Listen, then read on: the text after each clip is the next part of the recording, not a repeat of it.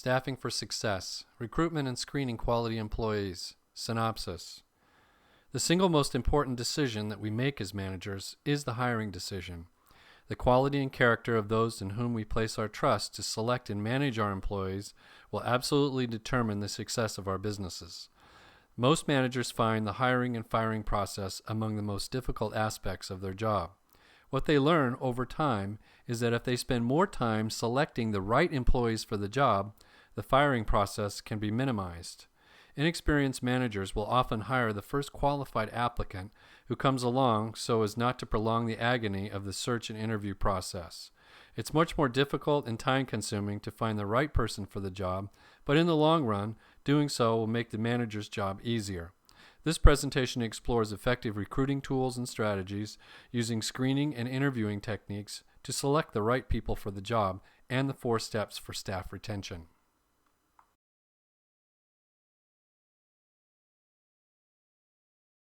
The session will have 3 objectives: the use of effective recruiting tools and strategies, the use of screening and interviewing techniques to select staff, and the use of 4 steps for staff retention. Now let's explore each of them in detail.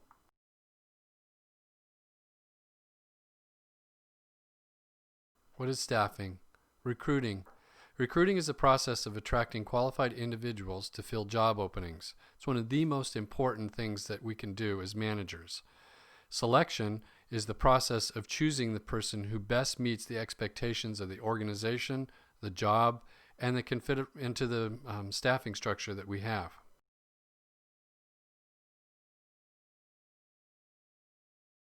Our first objective is going to be using effective tools and strategies to recruit our applicants. We're going to talk about the 9 steps to creating an effective recruitment plan, creative recruiting strategies, and recruitment through advertising.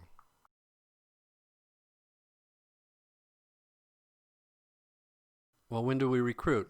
Well, we know we have to recruit during startup.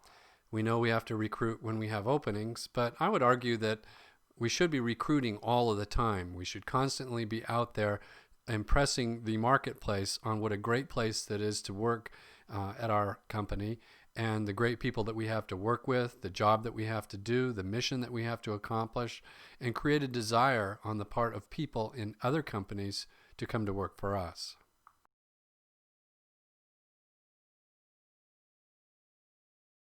Most importantly, it's important to keep people in their jobs because there are tremendous costs of turnover, financial costs in terms of recruiting and interviewing and training, and there's also other costs in terms of decreased morale, poor quality of care, and reputation in the community. Facilities that have a high level of turnover are not going to be able to attract quality people in order to fill vacant positions, and they're constantly going to be returning over marginal employees who are readily available in the workplace.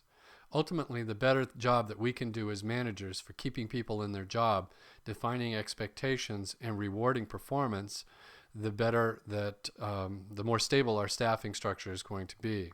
And the more stable the staffing structure is, that translates direct to quality of care because the employees become more familiar with the needs and wants of each individual and can deliver that care to those individuals because of that familiarity. Furthermore, much the same as an individual mother can recognize subtle changes in their own children, so too can a nurse's aide recognize when someone's not eating well or feeling right or have some problem with their medication or they just don't have the energy that they normally have. Someone who's familiar with the residents can really identify when things aren't right and alert management, nursing staff, and the physicians and family when the residents may not be feeling well. This way they can receive the care that they need at the optimal time. Even well-intended nurses' aides who are unfamiliar with the residents aren't able to determine if there's anything wrong with them because they have no baseline of observation or familiarity with them. So ultimately, the tenure of long-term employees can directly benefit the residents because of the familiarity they have with each of their needs.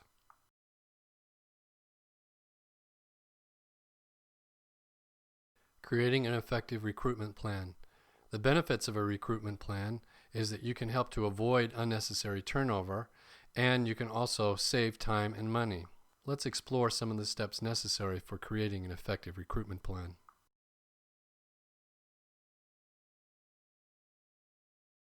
Nine steps to creating an effective recruitment plan. Step 1. Determine your assisted living community's mission.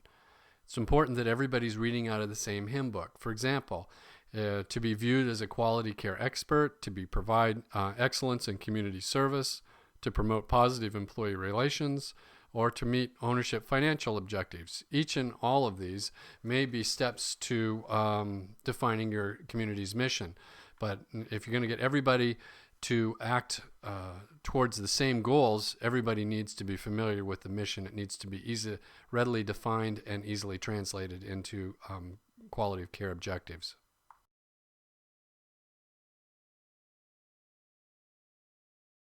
Nine steps to creating an effective recruitment plan. Step 2, you need to write down and prioritize your hiring goals. Your hiring goal may be to hire customer-focused individuals. You want people who are motivated by interpersonal relationships with each other and with working with the elderly. You want people with strong communication skills, people that communicate with each other to communicate care needs for the elderly, but also to communicate directly to the elderly. Someone with a strong sense of confidence that families can feel safe and comfortable that their loved ones are in good hands. Someone that's empathetic, that is sensitive to the needs and challenges that are faced by old people, and most importantly, people that enjoy the company of seniors.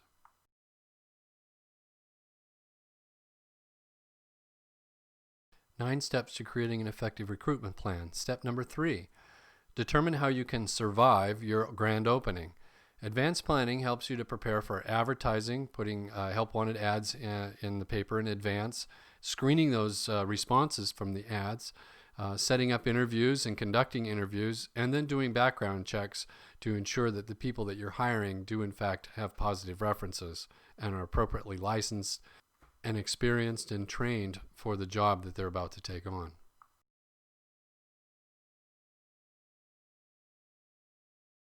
Step 4 to creating an effective recruitment plan is to identify your different advertising options. Obviously, word of mouth is going to be the least expensive and most effective option and will deliver the highest quality of staff. But newspaper ads can also be effective if you're new in town or you don't have any sister facilities nearby. Student internships are also helpful to get people familiar with your operation. Job fairs can be conducted along with some of your competitors in large conference centers or hotels.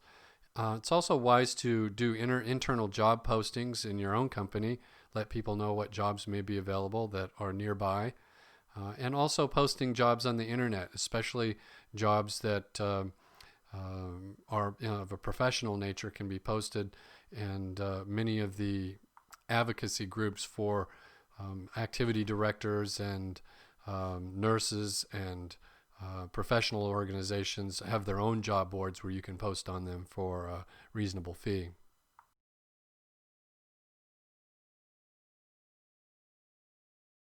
Step 5 for creating an effective recruitment plan needs to decide on and create an interview format. Now you might want to try one of 3 different interview formats: a one-on-one interview, a panel interview, or a group interview. One-on-one interviews are going to be critical for your professionals and your managers, your department heads, in order to get a specific feel for their expectations and yours. Second, for a panel interview can be for teams of employees that will be focused into a work group, such as a group of dining room employees or a group of housekeepers, or a group interview where you can bring all of your applicants on board to a group meeting and put together a flyer which describes the holiday policy, the group benefits, the medical and dental benefits, so that people won't be wasting each other's time if your benefit program is not going to be in line with what their expectations are.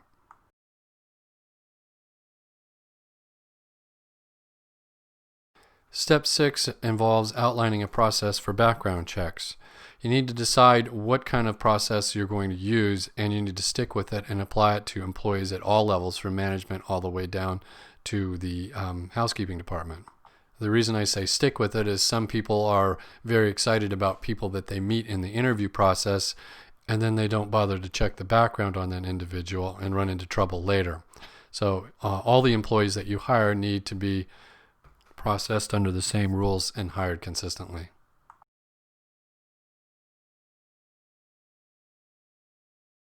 Step 7 for the effective recruitment plan is to determine how a final decision will be made.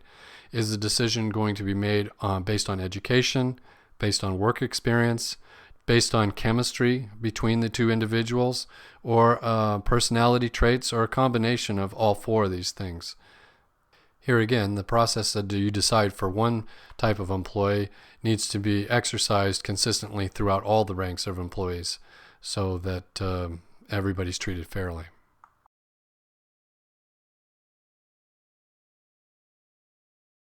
In step 8, you'll need to determine the orientation process.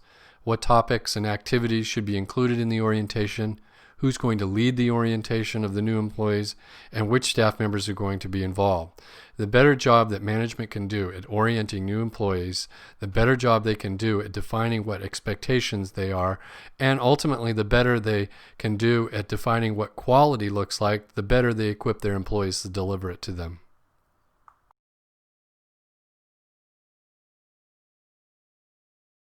The final step for creating an effective recruitment plan, step 9, is to assign responsibilities for the recruitment plan. You're going to need to decide who's going to place the ads, who's going to screen the applicants, who's going to interview the applicants, who will make the final decisions, who will make reference checks, and who will be involved in the orientation. Generally, the marketing department or the ad agency will place the ads. The secretary or the person that answered the phone, the receptionist, generally will screen the applicants. The department heads of each department will do the interviewing and make the final decisions. Those department heads should generally always check references, and those department heads are going to need to be involved in the orientation process in order to define to that individual what their expectations of their job are going to be, which could be different from previous employers that they've been.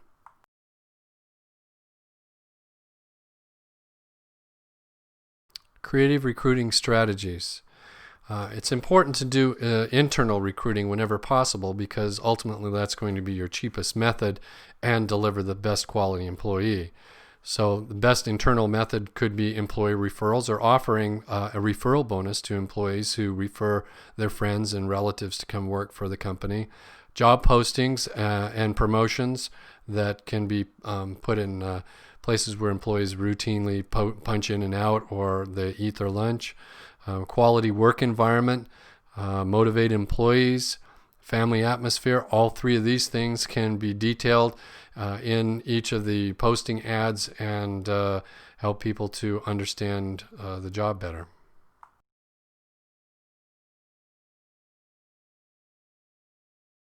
Employees who refer people they know will generally pick people who will be hard workers. It's also good to attract their attention to it by offering a referral bonus. The referral bonus can be paid in 3 different installments. They can be paid a portion of it at the time of hire, a portion it after the probationary period, and then the final portion after 1 year of employment, to ensure that the employees that they're referring are going to stick with it, rather than just be coming in to help the other individual get their referral bonus.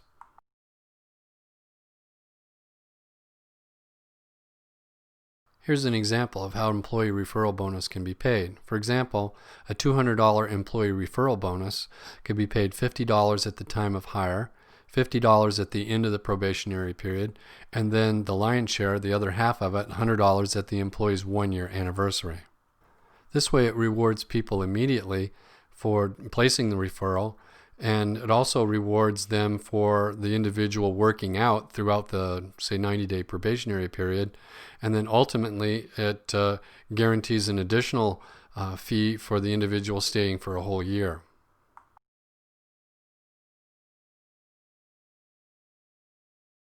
The benefits to the employee of internal job posting are opportunities for internal advancement, and also it boosts morale, shows a career path that's available within the company for individuals that don't want to become stagnant in their jobs.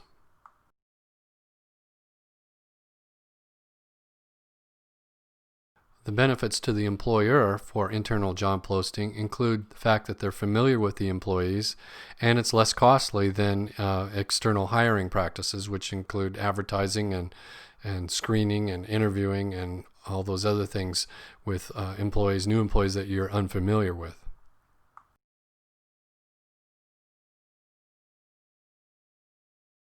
The drawbacks of internal job posting include internal candidates may not be chosen and become upset when they don't qualify for a particular position and it's filled from someone from the outside that they felt they were qualified for. And this could also create a domino effect throughout the other employees and their positions as well.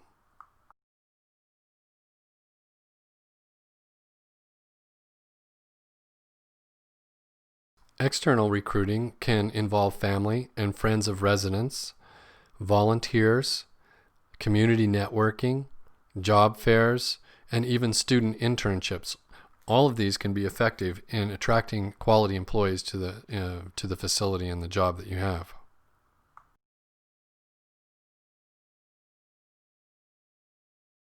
In terms of family and friends of residents, they want the best for their loved ones. So they have a vested interest in your community staff. So they're going to be able to recruit people for you and recommend people to you that are going to be able to provide excellent care, that are hardworking, and that they feel that are empathetic towards the needs of their loved one.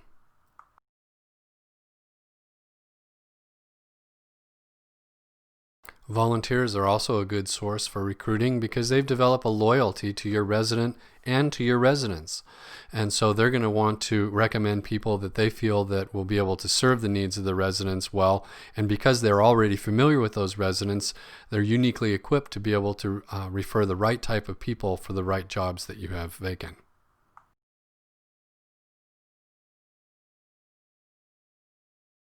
Community networking can be done through service groups or religious organizations. You can host their meetings, you can make presentations at their meetings, you can ask them for names of potential applicants that they may know. Many presentations can be done at senior centers where seniors are aware of people in the community that provide care that could be that you could draw upon for your potential employee base. These especially can be people who are providing companion services who are no longer needed by families, and families feel bad about letting them go and would be more than happy to refer them to your organization. So it doesn't hurt to post your needed job vacancies at senior centers and let people know the employees that you're looking for and the positions that you're trying to fill.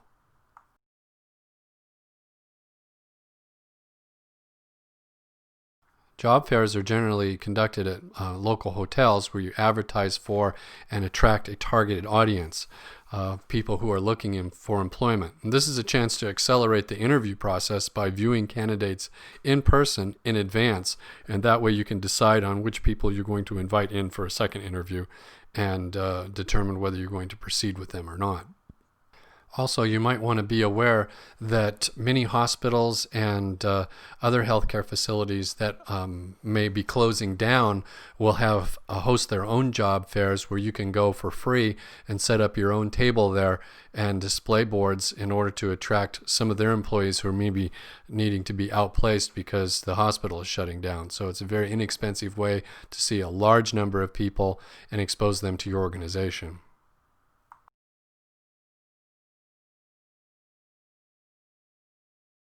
So the type of people that are going to be attracted to job fairs are generally targeted for your specific work type, people who are looking for employment, people who are just curious, and it's a very efficient use of resources for the individual because it's such a group environment.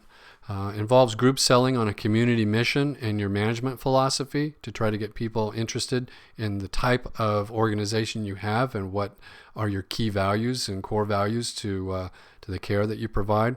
And also it can generate a sense of excitement or even competition between people who attend the job fair looking to be employed by someone of a quality organization as yours. So just as in marketing, quality is evaluated by people as the difference between what they expect and what they get. And if your mission statement, if your display boards, if your whole affect is of a quality nature, it's going to need to be a little better than what everybody else has there. Otherwise, you're not going to be able to differentiate your product and your special environment from anyone else that's there.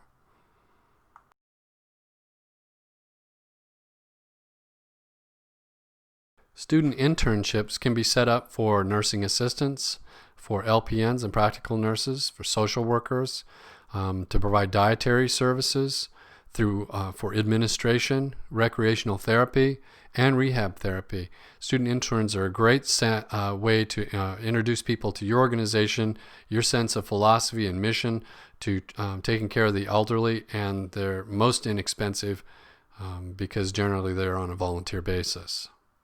Student internships are an excellent way also to get the word out into the community at large about how great you are and how great of an operation you have. So don't forget that this is your way to impress upon someone who's going to go back out into the community and tell people what they thought of your operation. So you need to take advantage of that.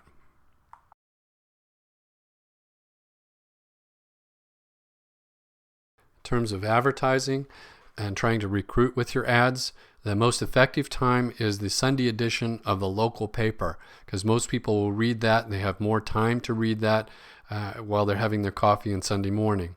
The least effective time is a Sunday edition during a holiday weekend, because most people have plans to travel or plans to go somewhere else to a neighbor's house or a local function on a holiday weekend, and so they don't have time to read through the paper and pick your ad out of it. Also, when people are on holiday, they're not thinking about their employment prospects. At least most people are having a good time with their family and friends, or they're traveling.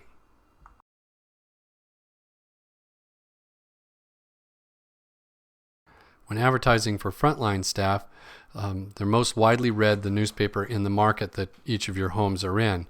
They're looking for a job within the immediate area. The frontline staff are generally lower paid, and they're unwilling to transport themselves any great distance because of that to their place of work.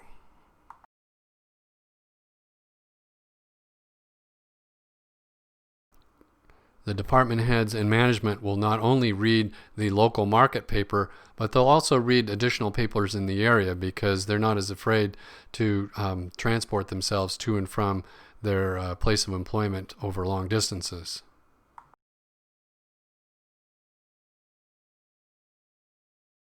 When writing copy for an effective advertisement for help wanted in the paper, it's important to point out that there's professional challenges available.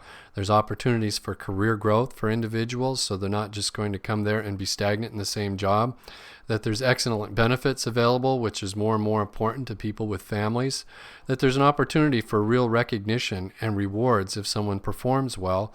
And also, most importantly, there's an opportunity to contribute to the overall operation, and that people will listen to you and take your ideas into consideration when managing the facility. I think with as many opportunities for work out there, more and more employees are looking for opportunities to contribute in a real meaningful way, make them feel like their voices and ideas are heard and acted upon by management. This way they can feel like they're part of something and more than just coming to a job, but that their opinion matters and their opportunity to contribute can make an impact on the overall facility and the success of the operation. More and more people are motivated by the opportunity to do something real and significant at their place of work rather than just punching in and punching out.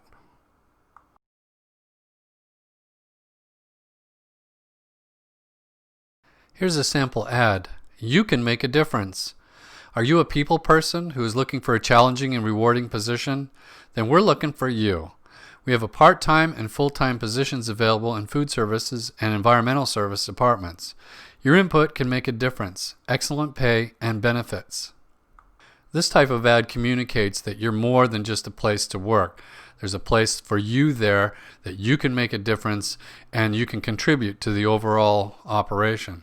Companies with this kind of philosophies are going to be able to attract the better quality employees that are looking for more than just a place to punch in and punch out, but are looking for a quality work experience where they can grow and they can contribute to the overall benefit of the operation.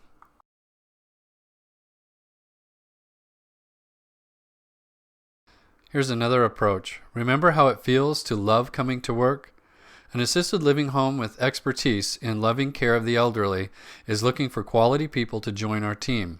Excellent pay and benefits are available.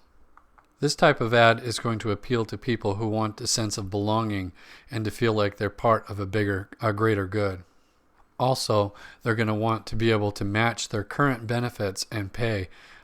So that's important to put that in the tagline of the ad as well.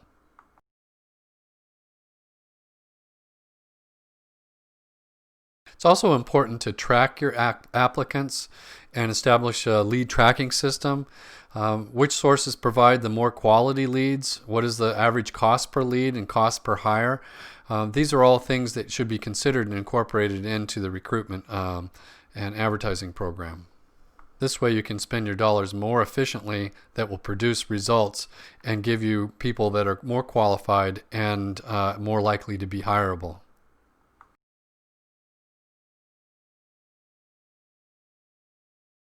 Objective 2.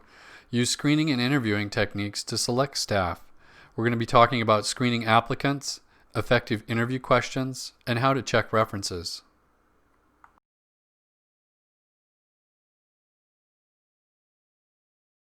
When screening professional and management positions, you're really going to be wanting to look for resumes. The resumes should feature the education, individual's prior work experience and responsibilities, and also references. The professional resumes will often reflect the type of individual that you're going to be hiring that's behind the resume. If they're professional, the resume will look professional. If they're not, the resume will be a poor showing.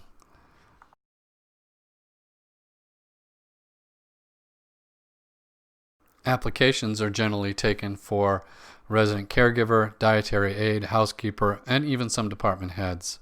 The application should feature salary history, ask specific questions, and also require an applicant's signature so that if any false statements appear that later surface, you can demonstrate that the applicant signed it, that it was a true representative of their background.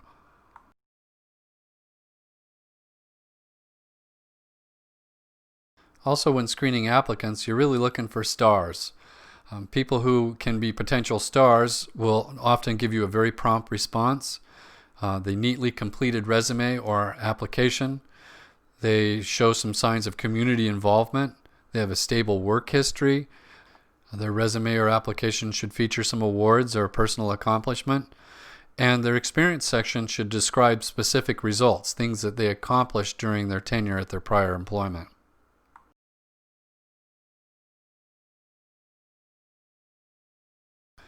Red flags can include messy resume or application, a fill-in-the-blank type of cover letter, sporadic work history that shows no consistency of employment, no healthcare experience, took a long time for them to complete school or training, and job jumpers, people that jump from job to job. These are the type of things that you really want to screen out when looking at potential applicants for your jobs.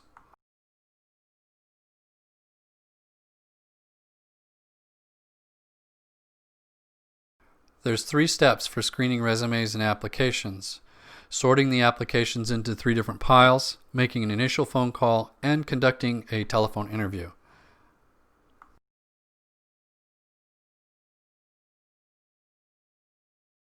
The telephone interview.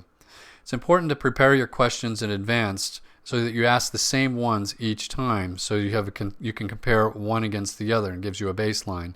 Also, keep your resume and job description in front of you so that when you do the telephone interview, you can query them on individual things that may appear on their application. Also, begin with a brief description of the position and the qualifications that you're looking for, and also take notes.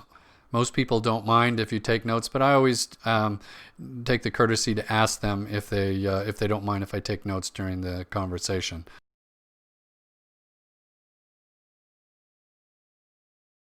Here are 5 questions to use for the telephone screening interview. Number 1, are you still interested in a position? You don't want to waste your time with people who may not still be interested in your position. Number 2, when would you be available for work? Does that answer match what you're looking for in terms of your position need?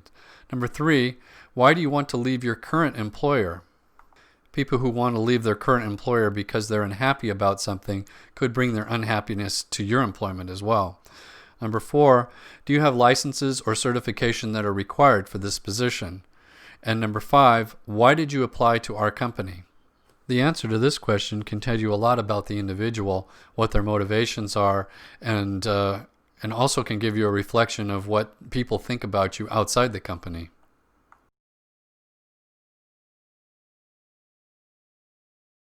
There's really 3 potential interview formats: a group interview, the panel interview, and the one-on-one interview. Certainly the group of interview is available and appropriate for large groups of people, especially in startup operations, to get an eyeball on most of the people that apply, so you can sort out the ones that you really want to pursue. The panel interviews are typically used for department heads checking out other department heads that may be applying for a vacant position to see if there's some synergy and chemistry between the applicant and the existing team. And the third, one-on-one interview is certainly appropriate in every case for a final interview and to determine individual motivations and desires and to communicate the whole process of applying and pursuing employment with the company.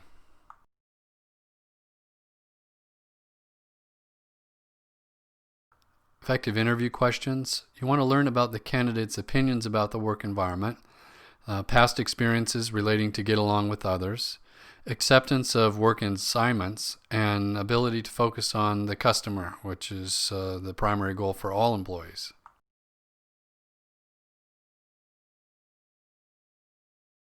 When you formulate your questions, you want to ask specific questions to each candidate regarding his or her personal work history and experience, but then there should be general questions to all candidates relating to the position in general.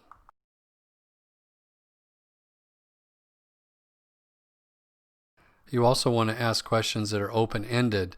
Open-ended questions are questions that allow the employee to fill in the blank, such as, tell me about your most difficult boss, what was the worst mistake you ever made at work, and tell me about your most exciting contribution to your last employer.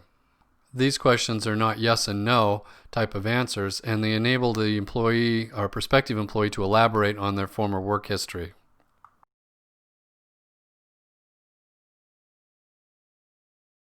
Especially in this litigious times, you want to avoid questions that might be perceived to be discriminatory, such as what was your maiden name, what are your plans for child care, what clubs or organizations do you belong to, and are you planning to have children? Any of these questions can send up red flags to prospective employees, and many of them are illegal in today's day and age.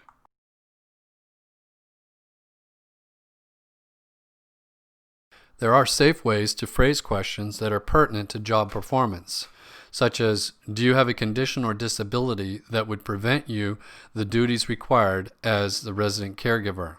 Or have you ever been convicted of a crime? Or tell me about your volunteer experiences. All these type of questions are perfectly legal and certainly can shed light on your prospective employee.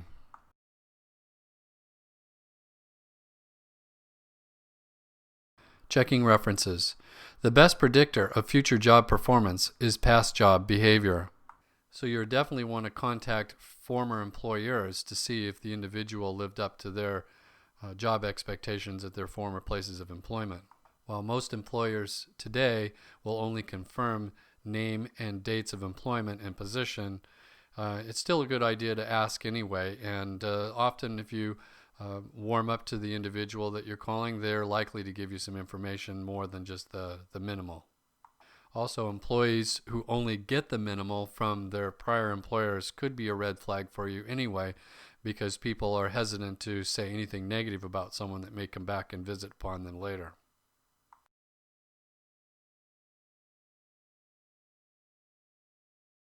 Often, checking someone's references requires a lot of persistence. Sometimes you have to call several times to the former employer in order to get through to someone who actually had some work experience or supervised the individual. Often, the human resources directors at former companies will only give you the minimal information, whereas if you can talk directly to the individual supervisor or some coworkers, you can really get some more insight into the employee's performance at that location. We generally ask for 2 professional references and 1 personal reference.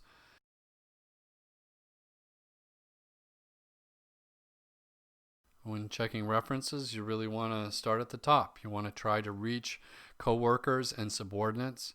This should give you a good feel for how the individual worked with other people.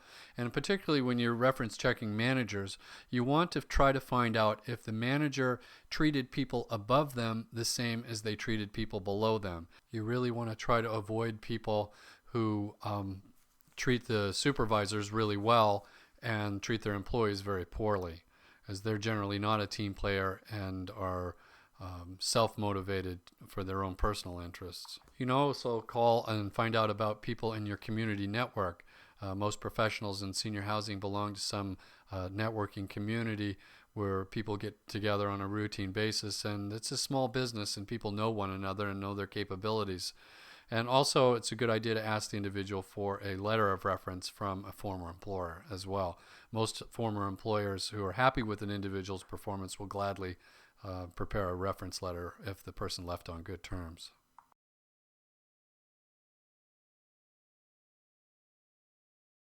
It's also important to try to build rapport with the reference, just like you would anyone else, to try to gain their trust, ask open-ended questions, and keep the reference talking.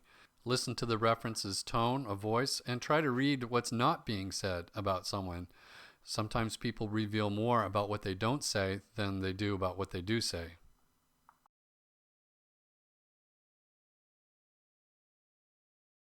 Here's some sample questions that you can use when checking references. You can ask, what are his or her strengths and weaknesses? Give us an example of a challenge that he successfully overcame. Would you rehire him? How did she get along with others? What impressed you most about them? These are kind of questions that are open-ended that enable the reference to elaborate on the individual's performance.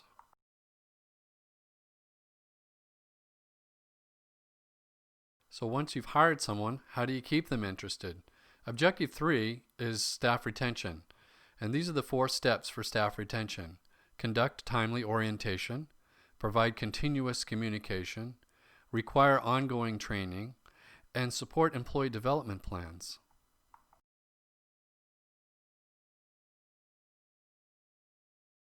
One thing I like to do after I've made the hire and before they start work is to send them a short note at their home address telling them that they've made the right decision and that while they're going to miss the people who they're leaving behind, there are new people and new challenges ahead of them at the new company and people here that will also enjoy their expertise. Most managers in the workplace don't take the time to offer a professional words of encouragement in a form of a note like this. So here again, you can differentiate yourself as a quality employer by the simple act of kindness and create a sense of belonging.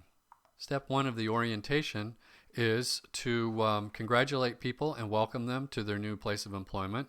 You really want to try to make a positive first impression on them and assign them a buddy, someone that they can work with during the day that's very positive about the company and can answer some questions that they may not have thought to ask during the interview process. But most importantly, it's important do not postpone the orientation. Postponing orientation makes the employer look harried and disorganized, and you want to start your employees off on the right foot and never get to the point where someone says, well, I was never oriented to my job. Take every advantage to start the new employee off on the right foot.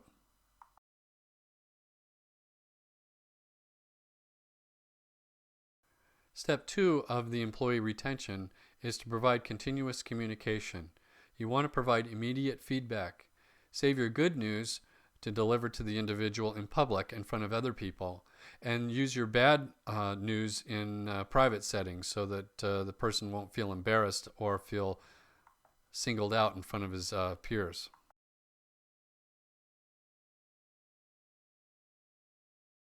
Also, the manager should take the opportunity to visit with each of the employees on a daily basis just to find out what's going on today and create a relationship with them so that they'll have the confidence to report problems that they see in their employment as well as talk about the good things that are happening.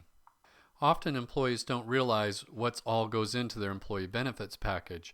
And if you were to add up the cost of all their medical, their dental, their vacations, their holiday, their sick pay, these are things that are all in addition and have cash value above and beyond their salary.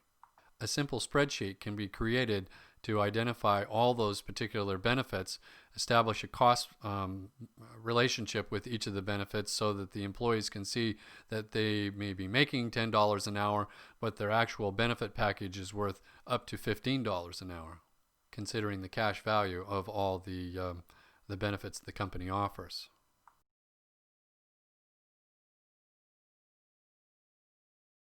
Step 3 of employee retention is to provide ongoing training. You need to evaluate what the training needs are of the employees. Do we have support from the existing staff?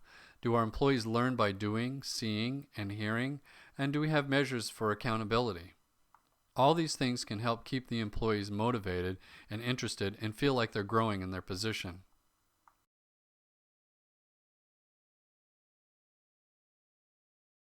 Most adults learn best by doing something, seeing, and hearing. And a measure of accountability is generally testing and then tracking performance over the long term.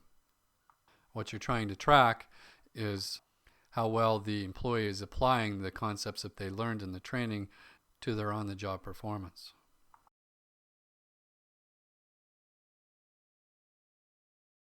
Step 4 in employee retention is support and employee development. It's important to align the employee's objectives for professional development with the needs of the resident or the assisted living facility and establish short, mid, and long-term goals to accomplish both. This way, the employee can feel as though management or ownership is taking a vested interest in them and not just demanding that the employee perform their job expectations. Short-term goals for a nurse's aide may be to learn to take a lead position on the shift. The midterm goal could be to become certified as a med aide, and long-term goal could be perhaps to gain some operator training from the state. All these things can keep an employee interested and keep an employee employed with your company if they see some kind of a development track ahead of them.